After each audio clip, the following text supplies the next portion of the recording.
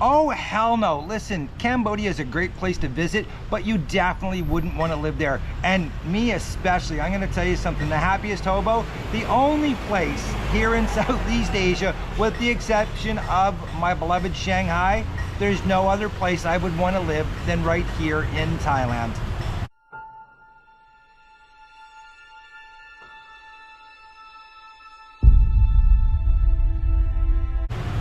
Why, hello there guys, welcome back to quite possibly the dumbest thing you're gonna watch all day. Yes, welcome back to me.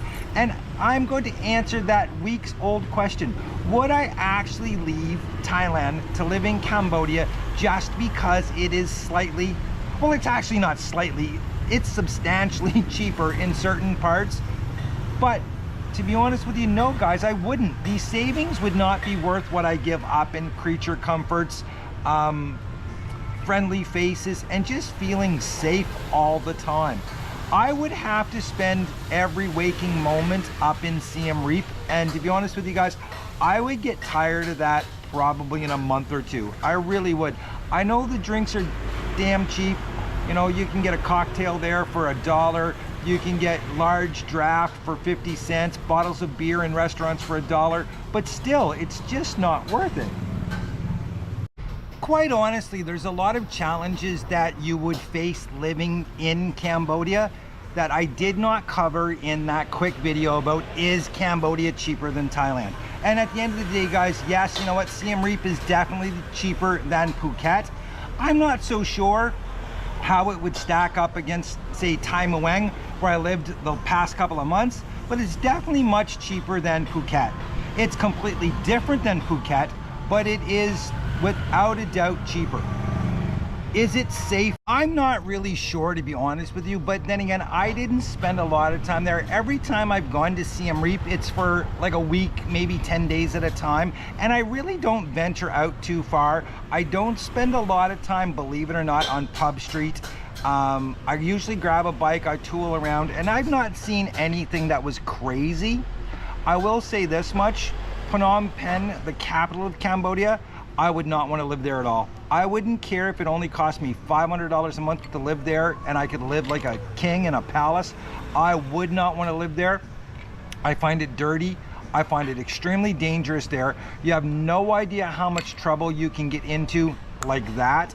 I'm going to give you a great example. While I was there, and I was only there for 3 nights and 4 days, I actually saw someone being set up with one of the drug scams where the tuk-tuk driver come up to this guy, puts his hand out like this, and it's natural instinct to take whatever they're giving you. Well, he handed him some drugs, and automatically there were 2 cops right there, go figure, that came in, swooped in, arrested the guy, and I don't know what happened to him, but man, what a miserable experience.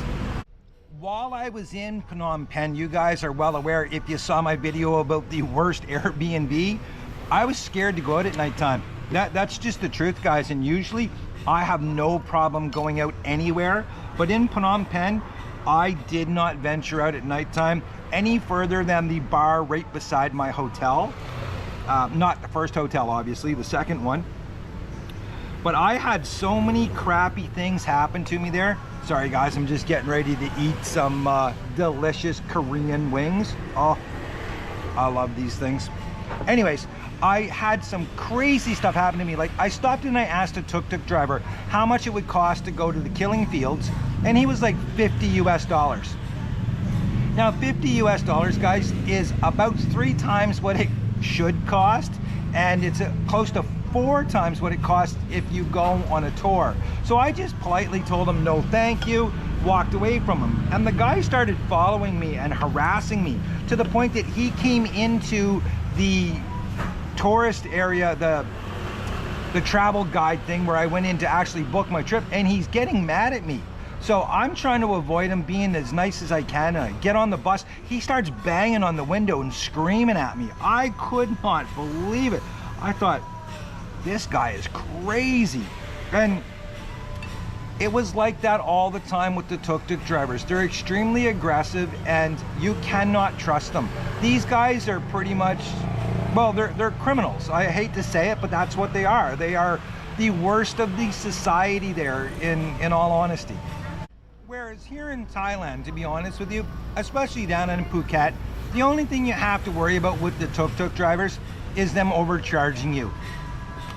Yes, there are one or two that run some scams, and you guys have seen those in my videos, but they're really far and few between. In Bangkok, you know what, they'll get you out on the tuk-tuk, they'll offer you like a tour of the city for 100 baht, and they will give you a tour, but they're gonna take you to different places hoping that you're gonna buy something so that they get a commission. That happened all the time in Cambodia. You pretty much had to beg the tuk-tuk driver to just take you where you want to go. If not, they will stop and they'll tell you their whole life story. They'll go on about how, you know, they're starving, blah, blah, blah, blah, blah. They have no money. Can you help them, please? And they will actually, I'm not kidding when I tell you this, they will sit outside your hotel all day long waiting for you to come outside, and they will harass you to no end. Even up in Siem Reap, this happened to me, and I learned to just completely ignore them, put my headset in, and I would not even acknowledge them.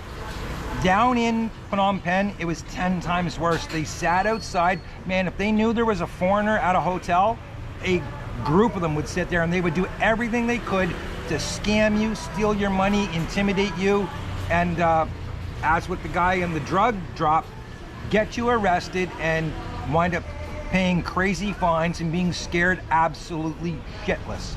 So, no. Thailand's happiest hobo would definitely not leave Thailand for Cambodia, regardless of the cost. Now, one thing I do like about Cambodia is that it attracts a completely different expat. I'm gonna tell you something, guys. I did that video about why I don't hang out with expats, and that's completely accurate and true. Best example is just a couple of weeks ago, I was in Bangkok at my favorite Mexican restaurant. There's a guy sitting beside me. Right off the bat, he gets going on about freelancers and hookers and all of this stuff, especially the younger ones. And he's really excited about this. And he keeps trying to talk to me about it. I'm pretty much like, buddy, really, I don't want to hear it. You know, I'm busy, you know, I'm doing this, I'm doing that. He whips out his phone and he starts showing me pictures and showing me videos. And I'm like, holy man, really? Come on. I did not meet anybody like that in Cambodia. I did meet some pretty interesting guys, and I'll get to that in a few minutes. But for the most part, it was younger people, backpackers, out on adventures, seeing Angkor Wat, enjoying the affordability of Siem Reap. In Phnom Penh, I saw a lot of business people, not a lot of backpackers and stuff, because to be honest with you, it's too expensive, and I think for the most part, a lot of people know just how dangerous it is there, and they're simply avoiding it. And my advice to you is this: if you are going to Cambodia, I would do Phnom Penh in 2 days and 1 night. I would do the killing fields, obviously, S21 prison. I am doing a video about that, guys. I hope you like it. It's a really hard video to make because it's such a powerful place. But that's all I would do there. I would spend 2 days. At nighttime, I would do a river cruise because that looks fantastic. I didn't get the chance to do it because the one night I tried to do it, one of the tuk-tuk drivers drove me crazy to the point that I just went back to my hotel room and gave up.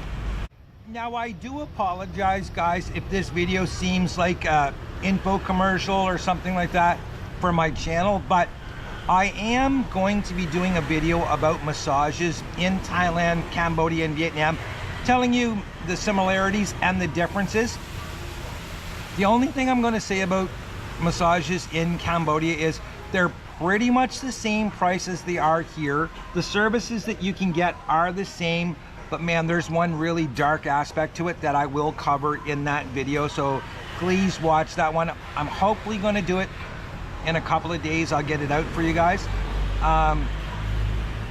Freelancers and stuff like that, look, they're there. It's a completely different game than it is in Thailand. They don't really have go-go bars where you go, you sit, the girls work at the bar, they come over for drinks and stuff. That's really not how it works there. You have tons of freelancers, you have streetwalkers, and what they do is they're allowed to come into the bars and they'll sit across from a table, they'll look at you, they'll smile, they'll flirt with you, they'll wave, and if you invite them over, they will come over, they will sit with you, you can buy them a drink. Your drink costs the same as your drink does, so it's not like you're paying crazy lady drink prices, but you then have to negotiate to take them home. And you know, from what I was told, the prices are pretty much the same there as they are here. And believe it or not, there are a lot of Thai women there, so if that's your flavor that you like, you can still get it in Cambodia. I did see a lot of girls out working, and yeah, to be honest with you, they weren't that busy because not many people were taking them.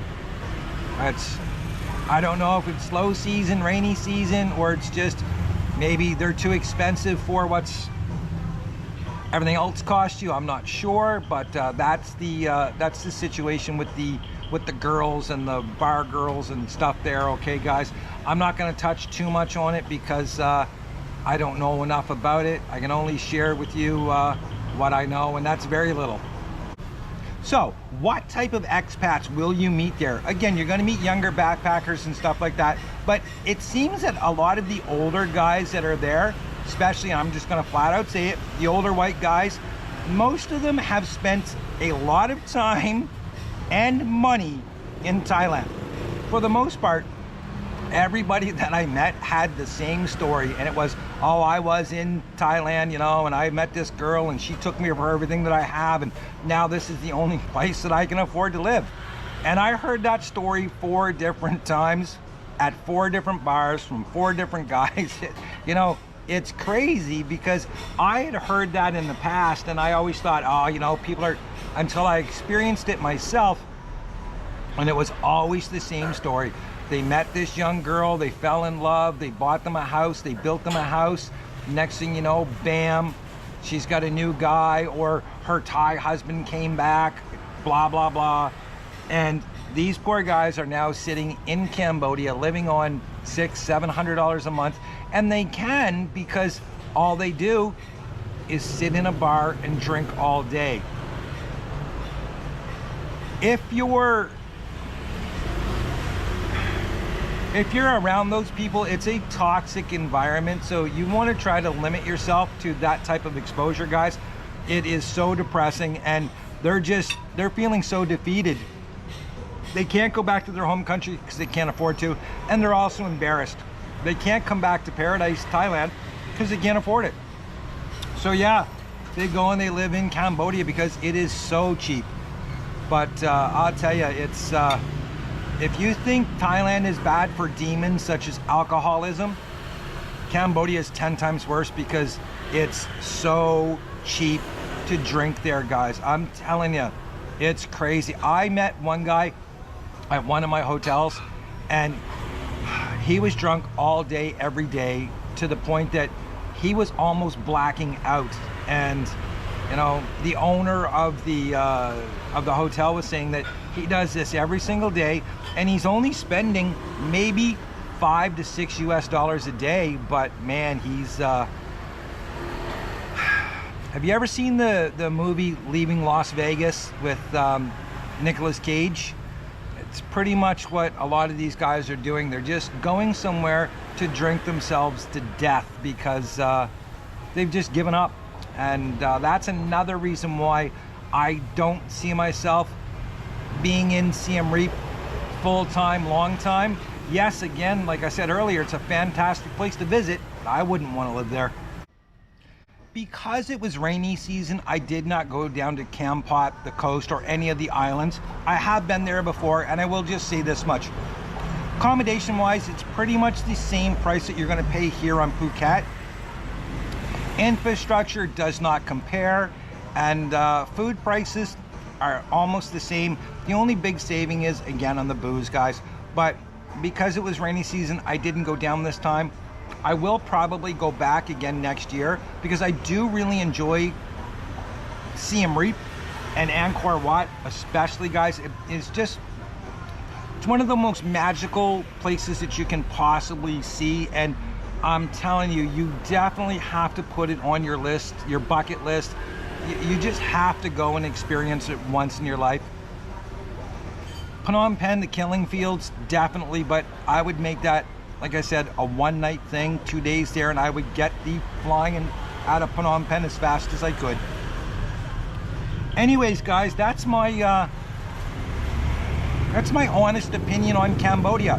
I would not leave my slice of paradise to live there, but I certainly understand why people on a limited budget would. I just don't know how well it would work out in the long run, because again, there is so little to do. Once you do the temples in Siem Reap, there's not a lot to do other than drink yourself to death. I hate to say it, and I'm a little too young and a little too positive for that at the moment, so I'm gonna stay right here in paradise. Until next time, guys, keep watching, keep traveling, enjoy yourself, and definitely live your best life. If you're not living your best life, find out what you need to do today to get living it, because you only have one, and anything less than the best, well, you know it. Till next time, guys, cheers.